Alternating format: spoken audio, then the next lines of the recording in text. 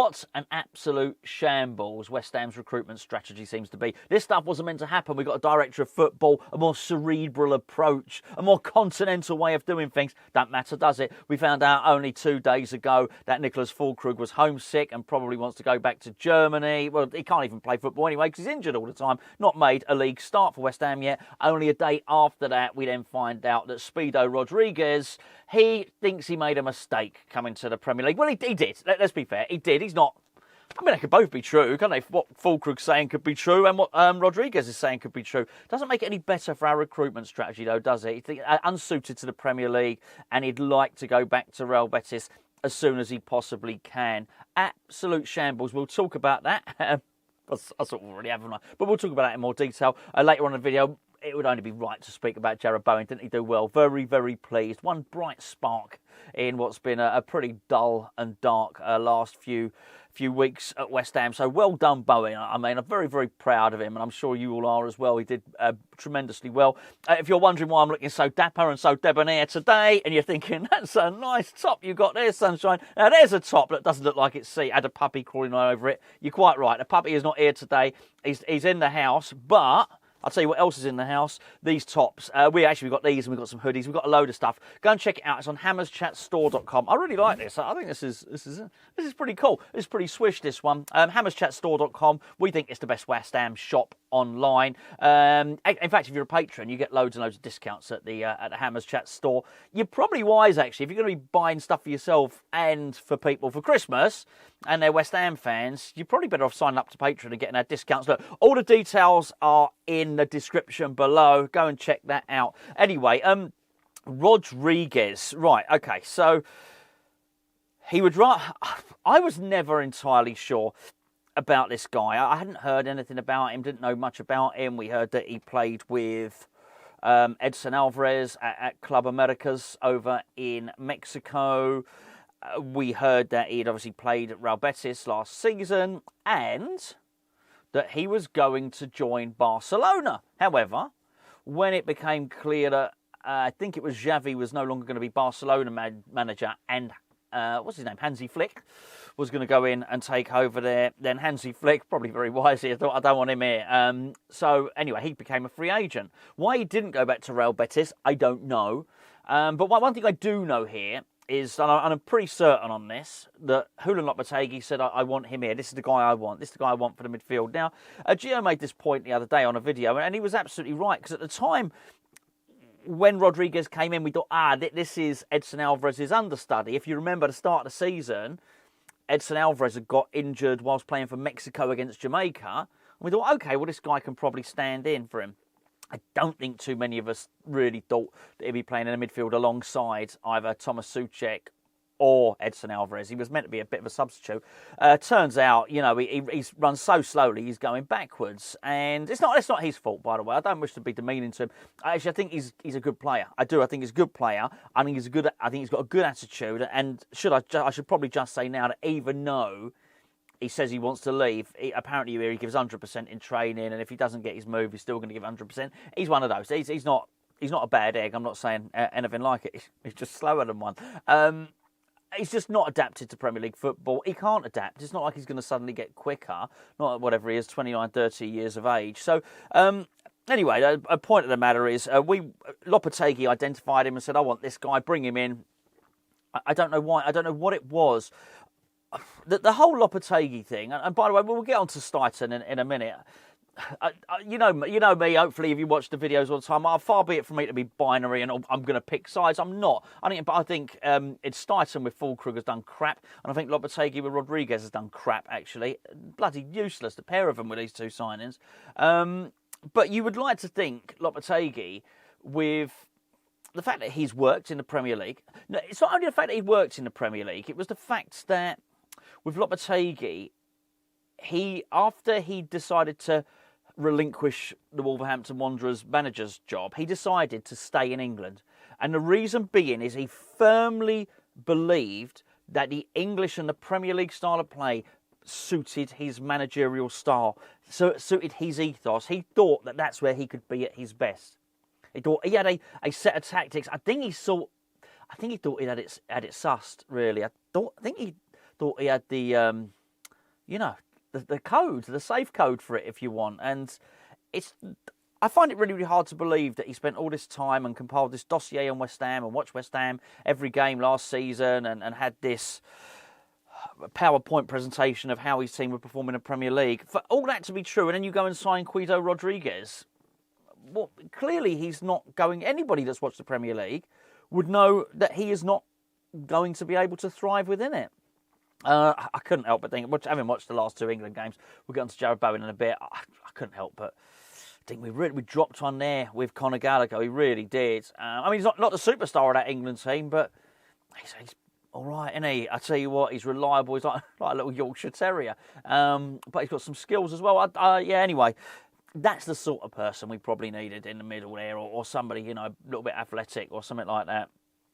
Bad move. And you would think we would ascertain this stuff on both of these transfers. You'd think we would find out and work out whether it was a good thing to bring somebody like that to the Premier League. So I think that's really, really bad foresight. Now, the thing is, with Rodriguez, we'd probably get away with it in as much as he seems to be a good guy. He's probably the type of guy that will tear up his contract and we'll have just paid his wages and that'll be that, and it won't cost us much money. I mean, the other one with Fullkrug, you'd like to have thought that Tim Stuyton, bearing in mind they're meant to be mates, would have known that he's likely to get homesick or things ain't going to work out for him. That's the costly one. That's going to be massively costly. So, yeah, pretty poor stuff, really. And it just... I guess we'll talk about Jared Bowen in a second, but it's why it was so nice to see him score. And I was watching the game with my son, and my son said, "Oh, do you think he'll want to leave West Ham?" I mean, some of you have seen my son on videos before when we've been to games now. He's 15 now. And do you think he'll want to leave? And I said, he won't. Bowen won't. And we're really lucky, actually. We're very blessed that he is bought into the club so much, that he was like the hero of Prague. He's won a trophy here. And that he's settled down. Obviously, he's got the kids with Danny Dyer. His father-in-law's Danny Dyer, and they're so entrenched in being West Ham. They're such big West Ham fans that he's really bought into the whole ethos of it and the whole club. And I think we're very, very lucky to have him. So I said to my son, no, it's not going to, that won't happen. But we're lucky because realistically, he's absolutely brilliant, isn't he? So I was pleased for that, particularly bear in mind where you've got all these other players who are just passing through. I mean, you've got the whole Kudus stuff. We've not overly discussed the Kudus situation on this particular channel. But, you'll have all read stuff about it. Gio did a video about it the other day. Arsenal, Liverpool, both interested. Al Ittihad in Saudi Arabia. We're probably the one club that are still chucking money around over in the Saudi Pro League as well. It seems to be so many players sort of passing through at West Ham. And by the way, I don't think those 3 will be the last. It would not surprise me if Edson Alvarez wants off as well. So, yeah, poor, really poor.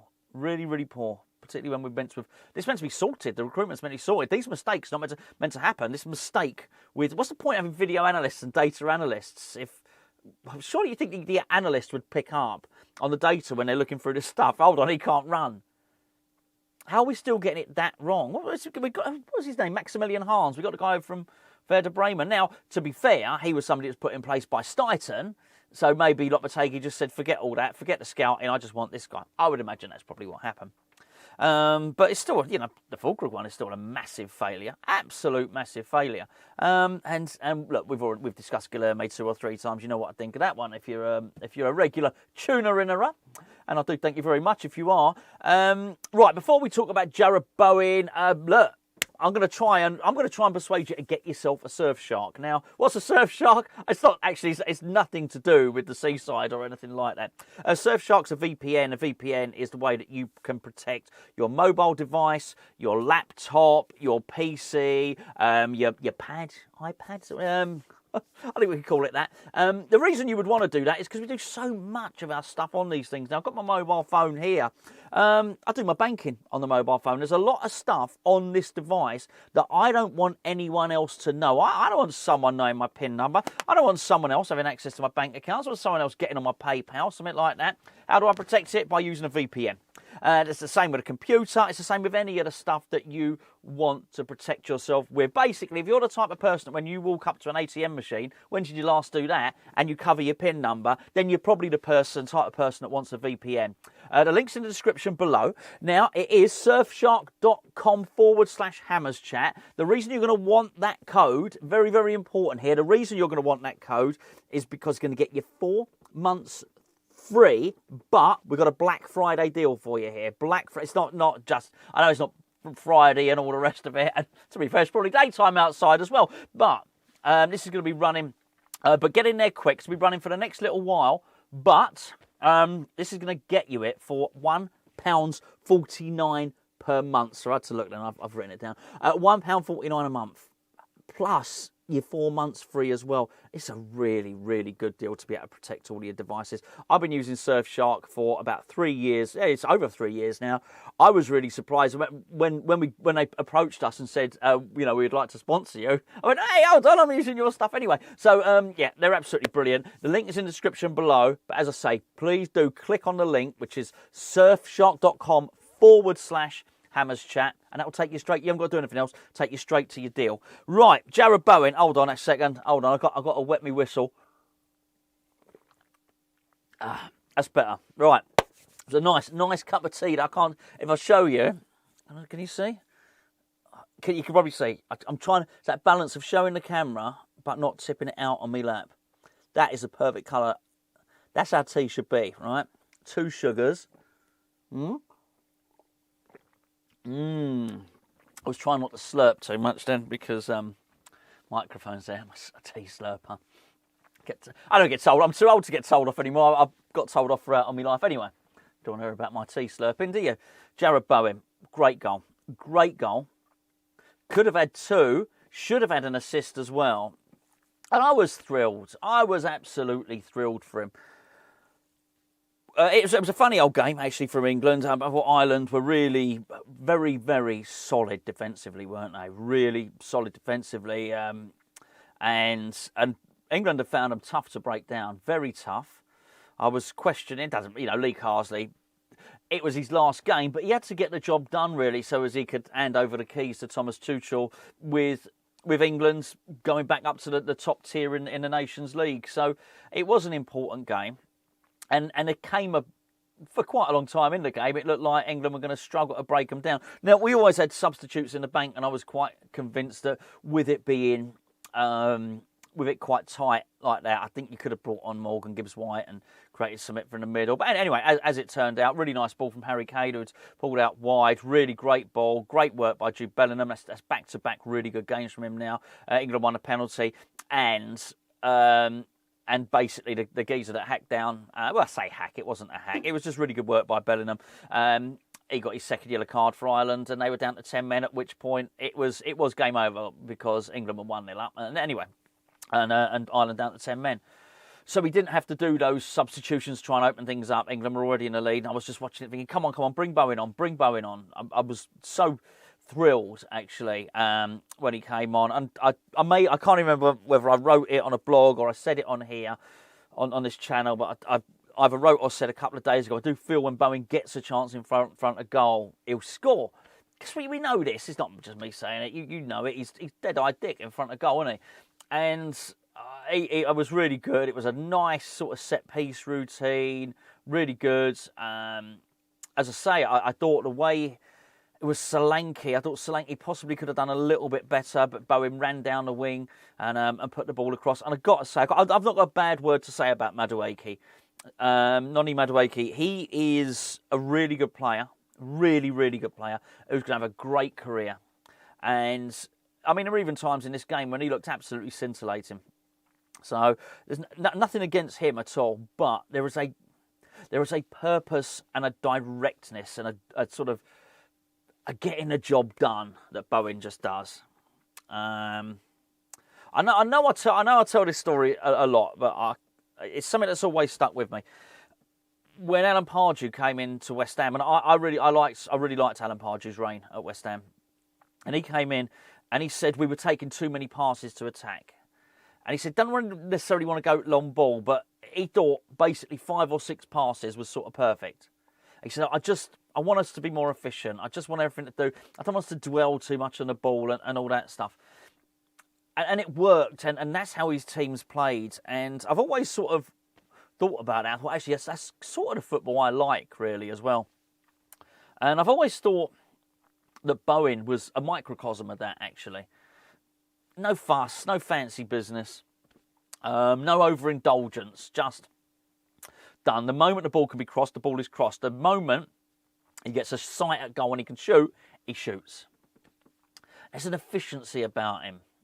And that's why I thought if he gets his chance, he'll do well. He scuffed because he scuffed to be the wrong, but he didn't hit the second opportunity. It might have been the third opportunity. He had three, really.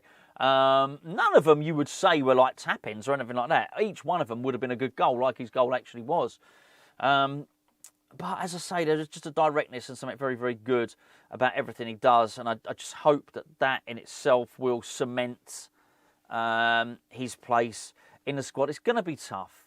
It is going to be tough. But if I remember rightly, Tuchel was at Chelsea during COVID. And Bowen was at his best then, wasn't he? He was absolutely magnificent. So he'd have come up against him. He knows what he's dealing with Bowen. A lot of competition there. There is a lot of competition. But I think there's a lot to be said for square pegs in square holes. And I do think that's what England have got. So, Carsley made a bit of a mess in October, but I thought he was good in September, made a mess in October, tidied up his mess in November, and he's done really well. Actually handed the keys over. He's not England manager material, but he's looked after the team, and he was mandated getting England back up to that top Nations League division. He's done that. So, well done. It can go back to the under-21s now and deal with some very, very talented young players. By the way, George Earthy made his debut, came on 78 minutes. Came on in the 78th minute, I think, against Spain. Lewis Orford scored the other day for that was for the under-18s. I think Callum Casey played for the under-20s. There's a name for it now. It's not the development squad. There's a bit of I can't remember. They don't call it the under-20s anymore. There's a bit of a sprinkling of razzmatazz to the name. It's the under-20s. But but he played as well the other day. So look, there's some good stuff happening at West Ham, but obviously the more depressing stuff was what I started this video with, not the jumper. It does go to show you we've got some good players. And I looked at it. Look, it's a discussion for another day. We don't know what's happening with Lopetegui just yet. So maybe we'll save that one. As ever, thanks for tuning in. Bloody hell, 18 minutes. Sorry about that, boys and girls. Don't forget, check out hammerschatstore.com. And then for your Surfshark, was it £1.49 a month? But you also get 4 months free as well. Surfshark.com / that's what that is, not wax on, wax off, / Hammers Chat, really, all of it, honestly, all the stuff, really, really good offers. You want to buy someone something nice, West Ham fan, something nice for Christmas, I think this is nice, but we've got loads of stuff. Hats, honestly, hats, socks, scarves, jumpers, T-shirts, no pants. We should get that sorted, we should do it. I think we should do pants.